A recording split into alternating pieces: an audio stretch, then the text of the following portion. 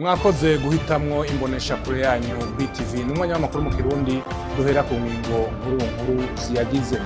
Integuro y'ibwirizwa nshasha rigiye kugenga amafaranga igihugu kizokoresha kuva mu mwaka wa 2023 gushika mu mwaka wa 2024 ngo harimwo akarusho muravyumva mu ntango yano makuru. Nayo umwana w'umunyafrika ngo abayeho mu buzima budashemeye na bimwe twabiteguye. Abubakanye benshi ngaha mu gihugu cy'u Burundi ngo ntibazi amategeko ajanye n'ukwahukana. Aya n'ayandi mu kanya tubashikiriza idonido ryayo.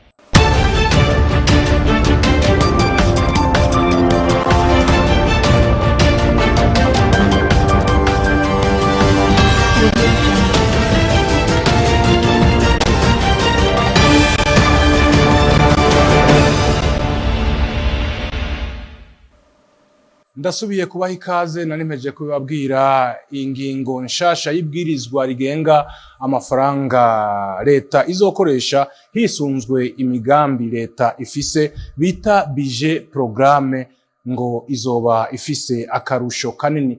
Vyavuzwe n'usanzwe arongoye sentare ijeje gucungera amatungo ya leta hari mu ngoro y'amakoraniro mu Kigobe kuri uno munsi. Mugenzi wacu Pierre Claver uca mu vyuma niho yiriwe.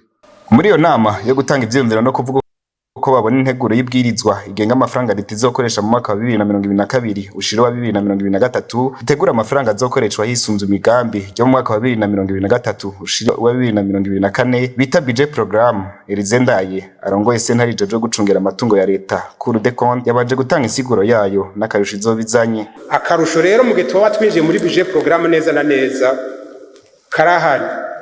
Ukurumva amafaranga azoba atanzwe kugira ngo akore ikintu kiboneka gifise des objectifs précis, gifise des résultats atteints avec des indicateurs uzoba ari karabikondora azofatira ko pour voir si le programme a été réalisé comme prévu. Amafaranga cyo yatangiwe gaca kiboneka yuko cyakozwe. Nayo kujanye n'ibiharuro bigaragara vyerekana hama miliyari arenga kuri budget yakoze mu mwaka uheze azova avuga ko atavyo baronse. Nta information nimwe bashoboye kuduha yerekana l'impact de ces mesures fiscales kugira tubone yuko iyi budget de recette yatekanijwe tubone yuko est-ce que siyo niba batekanije budget de recette à 100 milliards ntiberekane bati iyi mesure fiscale nshasha izozana 10 millions canke 30 millions. Biragora kuvuga rero yuko le montant global des recettes il est réaliste à 100%. Nico gituma tuvuga tuti byari vyiza iyo ba determiner l'impact de chaque mesure fiscale kugira tubone yuko les 600 milliards ziyongeyeko korere matizoboneka canke zitazoboneka. Amenya ko iyo nteguro y'ibwirizwa igenga amafaranga leta izokoresha hisunzwe imigambi budget programme izoshirwa mu ngiro mu mwaka wa 2023 ushiro wa 2024. Abubakanye mu gihugu cy'u Burundi kenshi ngo ntibamenya neza amategeko abagenga, ivyo bigatera ingorane iyo hageze kwahukana kuko usanga umwe wese afise ivyo asaba mugabo ugasanga ntibihuye n'amategeko bivanye n'uko batatahuye ingene bagenda imbere y'uko bubakana. Bivugwa n'umuhinga Narcisse Irakoze, tumukurikira. Divorce reriza ari uko ubuzima bwo mu rugo bwananiranye, umwumvikano wanse, amategeko yanditse neza zitomoye zituma hashobora kuba divorce. So kuvuga ngo nuko mwashwanye cyangwa nuko yatasha tevye. Mu ngingo y'159 y'igitabo kigenga ingo n'imiryango gucana inyuma kurenga ibigo ntihajya mushika mukubitana mugwana gwa makofe. Iyo uwo mwubakanye ushika ho wa mumutuka si ngombwa mukubite kwa mumutuka umusuzugura ivyo bijambo vyonyene bibi vuga byo kumutyoza. Ivyo nukuri iyo habonetse icemezo cyavyo ko biba nimvo yatekanijwe n'ingingo y'158 ishobora gutuma baba divorce. Kenshi mariage tugira hani wacu bayitani ya communauté de bien. Mugabo umuntu afise amahitamo ushobora kuvuga uti jewe ivyo tuzosangira nivyo twaronse igihe gusa twabana ivyo twarondereye hamwe tubana. Canke mushobora no kunagira iyo precision tinivyo tuzoronkera hamwe tubana shobora no ico nzokwironkera jewe jenyene kizoguma ici wanje tuzoguma tubitandukanije. ariko ingorane hano iwacu duhora tugira nuko izi mariage zose zigwa ziraba mu etat civil nka zose iyo utagize iyo precision ngo utomore neza ko biba ivyo muzoronkera hamwe gusa le mariage imbere y'amategeko yitwa ko yabaye a communauté de bien. Ico nobwira abantu rero no kwitonda ntibubakire ku bishobisho ntibarabe burya buzima bari mu bwa fiançailles burya kenshi bigarukira hajya nyene rero no kwitonda umuntu akaraba kure kandi abantu bakaba honnête. Abana bakiri bato bo mu gihugu cy'u Burundi barakoreshwa ubuzi butandukanye bubavuna n'agashahara kakaba intica ntikize nikagire ico kabamarira.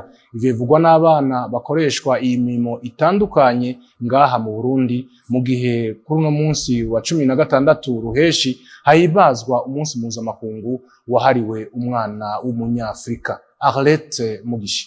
Nkuko no munsi twahimbaje umunsi mpuzamakungu hari umwana w'umunyafrika hano mu gihugu cyacu cy'u Burundi, abana b'abanyafrika uburenganzira bwabo bufatwa gutandukanye nk'abandi bo mu yandi makungu kuko bamwe kubw'ubukene buba buri mu miryango yabo bata amashure bakabura ico barya ico bambara n'ibindi nkuko abatwaganiriye bakora mu mazu y'uburiro bagakora imirimo yagenewe abantu bakuze babitwibwirira icatumye baja muri iyo mirimo. Igituma ntiga mu ishuri byatumye n'abavyeyi biwanje badahuza.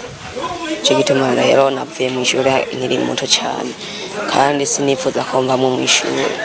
Bashaka nige ndayamare hama ndonka ubumenyi nk'ubw'abandi baronka.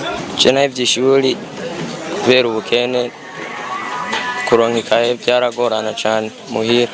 Ngo kubwo ubuzima bubi bacamwo imirimo bakora myinshi usanga ibibarengeye ndetse n'agashahara kabo ugasanga ntaco kabamarira. Nikoza amasafuri nikoza ivyombo hanyuma hakira bakiri ibikorwa nkora ntibimbona cyane ariko hamwe ndacoka reba mpemba 15 gusa ariko kuba nkorera amahera make cyane kukazi nkora ntibishimishije. Bagasaba leta kuza barakingira agateka kabo. Icyo tuyisaba nuko nyene yoza nk'abana bakiri ku ishuri abafasha ibaha ibintu kugira ntibabe ku ishuri nyene ngo bazema baje gukora ibikorwa bibaruhisha.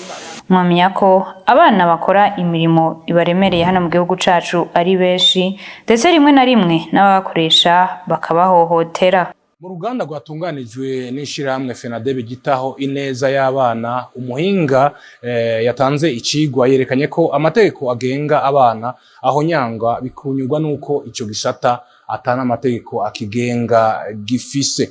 Pierre Nkurikiye yatanze ico cigwa arasaba ko hojaho amategeko mashasha. Twerekanye yuko amafaranga ashigwa muri ico gisata ari amafaranga make cyane. Twerekanye ko kuva mu mwaka wa 2011 gushika mwaka uheze gushika muri no mwaka wa 2022 ayo mafaranga atigeze ahinduka cyane. No kuvuga yagumye angana hafi y'ibice bibiri n'uduce dutandatu kwijana by'amafaranga yose leta ibyo iri kwirakoresha. Twerekanye kandi ko urumva ni hafi ubusa inusu ya kimwe uburyo bwose leta iba yegeranije haba ivyo mu gihugu canke yasavye hanze. Ikindi twerekanye nuko abahora bafasha mu gushira mu ngira agateka k'umwana ngaha mu Burundi guhera mu mwaka wa 2016 babivuyemwo murazingira ngo bivuye ku vyari vyabaye mu mwaka wa 2015. Twerekanye ko mu mwaka wa 2016 na 17 hoho barabivuyemwo burundu ku buryo ico gisata casigaye gikoresha amafaranga 100% y'u Burundi. Twerekanye rero yuko ivyo biheza uko gushira amafaranga make cyane muri ico gisata cyo kwingira agateka k'abana bica bituma hari ingorane nyinshi zibonekeza namwe bwo muca mubona iyo mugiye mugasanga haro mu mashure abana bicara hasi, iyo mugiye mugasanga mu mashure abana ni benshi cyane, iyo mugiye mugasanga abana bataronka ivyo bajya neza ni benshi cyane. Iyo musanze hari abana bamwe barabara uno munsi bashika hafi 7,000 mu gihugu cy'u Burundi murazi ko umwana wa mbere yatanguye kubonekeza mu mwaka w'igihumbi kimwe n'amajana icenda na mirongo icenda na gatatu, ariko uno munsi tukaba tugeze ku bihumbi indwi, kandi ico gihe bibonekeza hari hakiri mu ntara zitatu za Bujumbura, Gitega na Ngozi. Uno munsi bageze ku ntara 9 kuri 18, urumva bageze ku gice cy'igihugu batera bagwira, kandi turavye kungene baguma bagaruka nabo baduganye baguma bagaruka, biraboneka yuko ivyo vyose ari ibihungabanya agateka k'umwana, biba bivuye hanini kubera ko ataburyo bukwiye bwashizwe muri uko kumukingira. Mwavyumvise kugenda rya 16 ruheshi n'umunsi mpuzamakungu wahariwe agateka k'umwana w'umunyafrika. Imbonesha kure yanyu BTV yashimye kugaruka iyo uyo munsi wa Juva. Gilles Verne na Kimana. Kwigenekerezo rya 16 ruheshi ku mwaka utashe harahimbaza umunsi mpuzamakungu wahariwe umwana w'umunyafrika. Uwo munsi watanguye guhimbazwa mu ntumbero yo kwibuka abanyeshuri b'abirabure bishwe ku ntwaro y'akajyanisha miryango igenekerezo rya 16 ruheshi mwaka w'igihumbi kimwe amajana 1976, igihe abanyeshuri baba ibihumbi 200 bavuye ku mashuri atandukanye yo mu gisagara ca Soweto mu gihugu ca Afrika y'Epfo bahurira ku kibuga mu rugendo rw'amahoro basaba ko bahabwa indero y'akanovera mu mashure hamwe no kwiyamiriza ikoreshwa ry'ururimi rw'Iki-Africans bafatwa nk'ururimi rwazanywe n'intwaro y'akajyanisha miryango. Abanyeshuri bo bakaba bashaka kuguma biga mu rurimi rw'icongereza. Igipolisi ico gihe kikaba caciye kibarekurira kwimbwa ndetse gitangura no kubarasa amasasu yica abagera ku majana n'amajana bahasiga ubuzima, ndetse abandi ibihumbi n'ibihumbi barakomereka. Uwo munsi ukaba waciye ufatwa nk'umunsi ntibagirwa ku mwana w'umunyafrika ndetse no ku isi yose, bityo utangura guhimbazwa ku igenekerezo rya 16 umwaka w'igihumbi kimwe amajana 1991 kugira hibukwe abanyeshuri bishwe mu gihe bariko baharanira uburenganzira bwabo. Abantu 11 bagizwe n'abasore, inkumi, eka mbere n'abubatse nibo baronkejwe impapuro z'umutsindo inyuma yo kuronka inyigisho zijanye no gushona hamwe no kumwa. Izo nyigisho kazironkejwe n'ugwaruka rugize ishirahamwe Rajedes vyabaye kuri uno wa kabiri. Ni inkuru tubaza mugenzi wacu Elvis Munyaneza. Abantu 11 bagizwe n'inkumi, imisore n'abubatse nibo baronkejwe impapuro z'umutsindo na Rajedes inyuma yo kuronswa inyigisho zo gushona no kumwa. Izo nyigisho z'imyuga zifasha abahejeje amashure batararonka akazi kwikorera ivyabo bakava mu bushomeri nk'uko bivugwa na Donatien Nibogora, umunyamabanga nshingwabikorwa w'urunani Rajedes. Ubwa mbere twamanje twisunga imibereho y'abantu na cane cane y'ugwaruka, dusanga ugwaruka rwinshi bariko barasohoka baheza amashure ariko ntibaheze baronke ubuzi. Dutangura rero kubahimiriza ingene bo kwishingira bo nyene ubuzi bwabo. Dutangura tubashira mu mashirahamwe kuzigira no kuguranana, bakaguranana hama bagakora imigambi y'iterambere, ariko dusanga navyo ntibikwiye. Dutangura kwiyumvira kubigisha imyuga. Niho mu mwaka uheze mu kwa gatatu twashinga iki kigo kijejwe kwigisha imyuga ugwaruka, turatangura no kubigisha amasabuni, turongeramwo ivyo gushona, turasubira turashiramwo ivyo kumwa. Umukenyezi Kamikazi Yvette, umwe mu baronkejwe izo nyigisho, amenyesha ko umwuga yize uzomufasha kuva mu bukene, arongera agahamagarira abatagira akazi kwijukira kwiga imyuga aho kuguma bicaye ataco baha amaboko. No bahanura ko boza benshi bakiga umwuga kuko umwuga urafasha.